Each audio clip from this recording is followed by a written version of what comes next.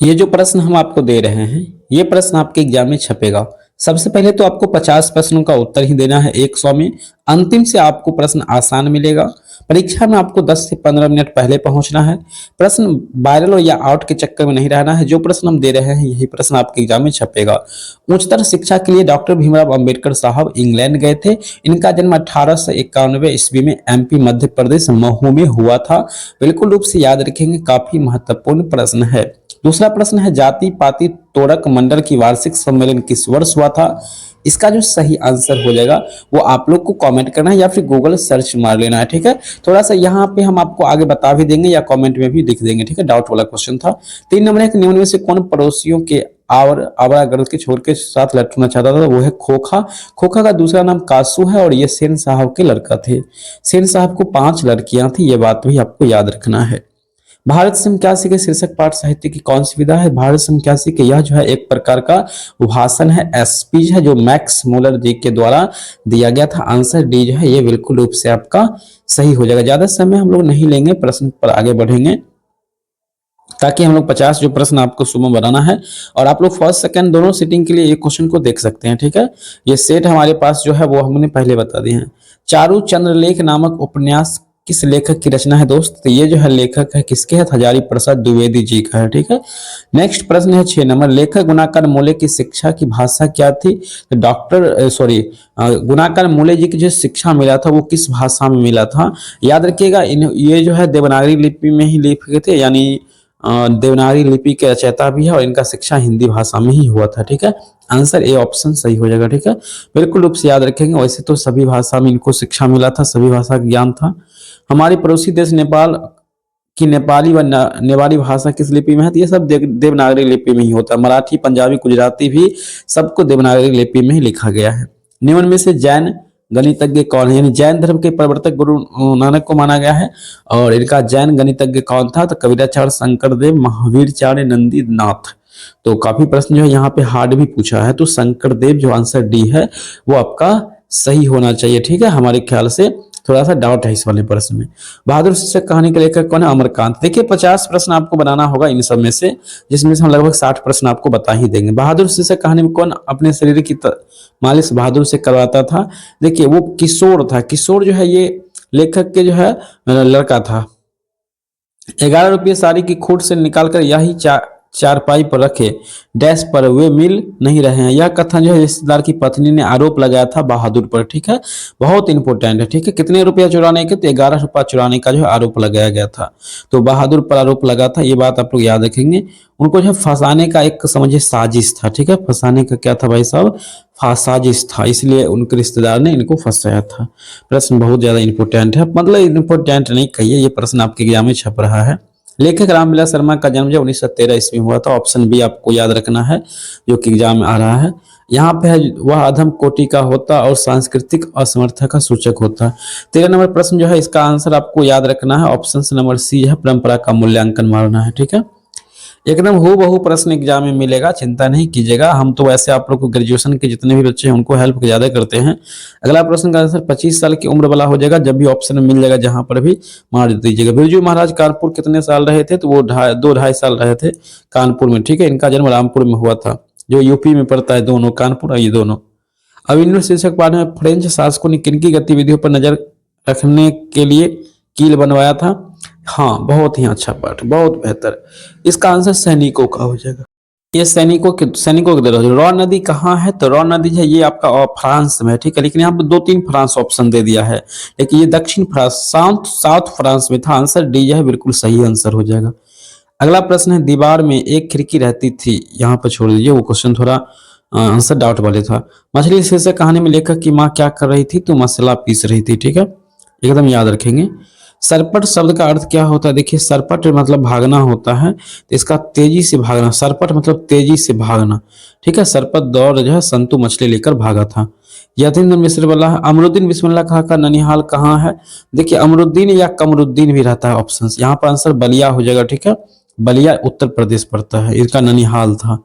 बिस्मिल्लाह खां Amruddin film देखने के लिए किन से 6 पैसा लेते थे? देखिए, ये 6 पैसा जो है फिल्म देखने के लिए किन से लेते थे? तो मौसी से, कभी कभी मामू से, कभी नानी से। ननिहाल में इनको मिल जाता था, तो सभी ऑप्शन हो जाएगा। हरिजन नामक ऐतिहासिक पत्र के रचनाकार कौन है? तो महात्मा गांधी है। 100% महात्मा गांधी जब का आंसर सही हो जाएगा। ठीक है, बहुत इंपॉर्टेंट प्रश्न है। ठीक है, 100% सही है, गलत में गलत नहीं मानिएगा।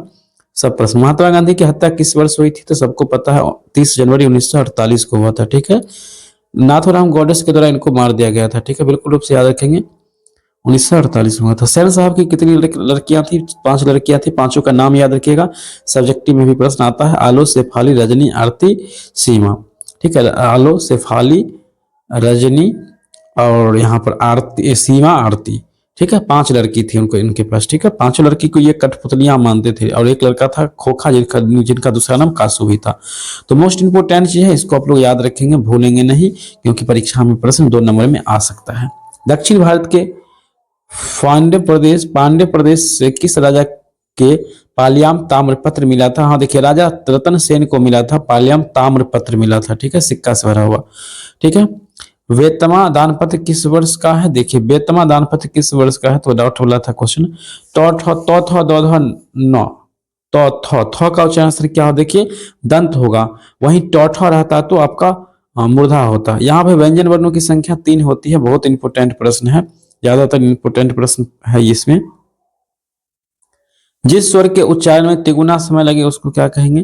तिगुना कह सकते हैं, दीर्घ स्वर कह सकते हैं। ठीक है, यहाँ पर आंसर आपका सी हो जाएगा। ठीक है, चलिए, मतलब कि सारे प्रश्न छप रहा है। हिंदी में अनुनासिक वर्णों की संख्या कितनी है? याद रखिएगा, 4 वर्ण है। ठीक है, अनुनासिक वर्णों की संख्या जो होता है सर, यहाँ पर आपका 4 ऑप्शन हो जाएगा। ठीक है, बी ऑप्शन वो सही है। स्वर संधि के कितने भेद होते हैं? देखिए, स्वर संधि याद रखिएगा, स्वर संधि के कितने भेद होते हैं? स्वर संधि में ही दीर्घ संधि को भी रखा गया, अयादी संधि को भी रखा गया है। तो यहाँ पर जो है आपका 5 संधि हो जाएगा। ठीक है, दीर्घ, आयादी, यन संधि और भी होता है। 3 भी यहाँ पर होता है, ऑप्शन 3 है, तो डी आंसर। दुष्कर शब्द का संधि विच्छेद क्या हो जाएगा? दुष्कर का हो जाएगा ऑप्शन नंबर बी, दुस हलंत पर कर हो जाएगा। य र ल व कौन सा व्यंजन कहलाता है? उस व्यंजन, स्पर्श व्यंजन, अघोष, अंतस्थ व्यंजन। य र ल व हो जाएगा स्पर्श व्यंजन है आपका। ठीक है, निम्न में से शुद्ध शब्द कौन है दोस्त? तो शुद्ध शब्द जो है यहाँ पर शुद्ध, कालिदास। तो शुद्ध शब्द लिखा है घनिष्ठ। छात्र, शुद्ध शब्द कौन है? छात्र। छात्र गलत है, कालिदास ही शुद्ध शब्द है। ठीक है, घनिष्ठ, घनिष्ठ होता है, घनिष्ठ नहीं होता है। मनुज शब्द में उपसर्ग क्या? देखिए, उपसर्ग जो होता है किस कहीं पर भी पहले लगा होता है। तो मनु में क्या हो जाएगा? मनु जोड़ जा हो जाएगा, या मन जोड़ जा होगा, तो मनु हो जाएगा। ठीक है, आंसर डी बिल्कुल सही हो जाएगा आंसर। ठीक है, अर्थ से निम्न चिन्हों में प्रश्नवाचक चिन्ह है। देखिए, प्रश्नवाचक चिन्ह तो यहाँ पर ए ऑप्शन में ही दिख रहा है प्रश्नवाचक चिन्ह। ठीक है, तो ये ऑप्शन ही आपका जो बिल्कुल रूप से सही हो जाएगा। ठीक है, आगे बढ़ेंगे। 39 नंबर प्रश्न है, संज्ञा के कितने भेद होते हैं? 5 भेद होते हैं। आपने आंसर सही मार रहे हैं। आर्यवर्त शब्द कौन संज्ञा है? आर्यवर्त, देखिए, आर्यवर्त एक नाम भी होता है। ठीक है, व्यक्ति का नाम होता है तो व्यक्तिवाचक संज्ञा हो जाएगा, किसी का भी नाम हो सकता है। इसके अलावा क्वेश्चन है, शब्द की जाति को क्या कहते हैं? देखिए, शब्द की जो जाति होता है उसको क्या कहते हैं, या शब्द मिलकर के जो बनता है उसको क्या कहते हैं? तो उसको हम लोग समास कहते हैं। शक्ति शब्द कौन सा लिंग है? देखिए, शक्ति शब्द कौन सा लिंग है? तो शक्ति पुल्लिंग है। ठीक है, हमारे पास बहुत शक्ति है। ठीक है, उसके पास, चलिए, तो पुल्लिंग हो जाएगा, याद रखिएगा, ये पुरुष है। ठीक है, जिस विकारी शब्द, कारक के कितने भेद होते हैं? 8। बहुत आसान प्रश्न, मान लीजिए। क के लिए किस कारक की विभक्ति है? कर्ता ने कर्म को करण से संप्रदान के लिए संबंध का के को, ये तो नीचे ऑप्शन देख लेते हैं 45 में, और क्या देता है ऑप्शन? 2 ऑप्शन और होगा, संप्रदान का के को लिए। हाँ, तो आंसर सी ही बिल्कुल सही है, सी आंसर हो जाएगा। 46 नंबर है, शिकारी ने बाघ मारा किस कारक का होता है? शिकारी ने, कर्ता ने, तो आंसर तो कर्ता वाला हो जाना चाहिए। कर्ता कारक शिकारी ने है, तो ने है तो कर्ता कारक मारिए। ठीक है, बहुत ही आसान है कर्ता कारक। वह, हाँ, नेक्स्ट प्रश्न चलेंगे, 47 नंबर है। ठीक है, देखिए, इसके बाद भी एक वीडियो आएगा, सेकंड सिटिंग फर्स्ट सिटिंग दोनों बच्चे के लिए, दोनों 100 का 100 ऑब्जेक्टिव आएगा क्वेश्चंस। चैनल को सब्सक्राइब कर लीजिएगा, वो आपको भोरे में मिल जाएगा प्रश्न, जो बहुत ज्यादा इंपॉर्टेंट होगा। और यहाँ स्क्रीन पर एक वेबसाइट चल रहा है, इस वेबसाइट पर जाइएगा तो आपको वायरल क्वेश्चन पेपर मिल जाएगा। ठीक है, बिल्कुल रूप से मिल जाएगा, तो आप लोग गूगल पर जाकर के सर्च भी कीजिएगा। 47 का तो ये ऑप्शन बिल्कुल सही हो जाएगा। ठीक है, आपका ऐसी आदमी किस विशेषण का उदाहरण है? ऐसी आदमी, ये जो विशेषण है इसका कौन हो जाएगा? गुणवाचक। ऐसी, ऐसे देखिए, ये अनुमान लग रहा है। ठीक है, ये गुण, इससे गुण होता है तो गुणवाचक विशेषण हो जाएगा। ठीक है, अगला है धार्मिक शब्द में प्रत्यय क्या होगा, प्रत्यय धार्मिक इक हो जाएगा। ठीक है, 50 नंबर प्रश्न भी आपके सामने कुछ इस तरह का है। 51 नंबर प्रश्न भी 52 है। भूत शब्द में प्रत्यय क्या होता है दोस्त, तो भूत में प्रत्यय जो होता है तो पर हलंत वाला होता है। अन्याय शब्द का विशेषण क्या होगा, अन्याय का विशेषण पूछा है तो अन्यायी हो जाएगा। ठीक है, आंसर सी हो जाएगा। तो असर दीवार किसकी रचना है, देखिए ये सब बहुत इंपोर्टेंट है। जायसी जी का था रचना। प्रेमनी सी राधिका ये किसकी रचना है, तो रसखान की रचना है। निम्नलिखित में से किस कवि का सवैया और घनाछारी अत्यंत प्रसिद्ध है, तो वो प्रेमघन हो जाएगा। मतलब कि सबका आंसर बहुत आसान है। ठीक है, और प्रश्न देखिए मोटिवेट रहिएगा, किसी तरह का हर प्रश्न नहीं रहता, बहुत इजी प्रश्न पूछ रहा है परीक्षा में। तो पूरा हमें यकीन है कि आप सभी बच्चे बहुत मेहनत किए हैं, बहुत ज़्यादा यूट्यूब पर वीडियो आप लोग देखे हैं, तरह तरह के गुरु जी का वीडियो देखे हैं, तो अच्छा आपका क्लास हो चुका है और आप बेहतर अंक भी लाएंगे। बाकी ये सब प्रश्न को है हम दूसरे वीडियो में कवर किए हैं, तो वो दो वीडियो आप लोग देख लीजिएगा, चैनल पर उपलब्ध होगा।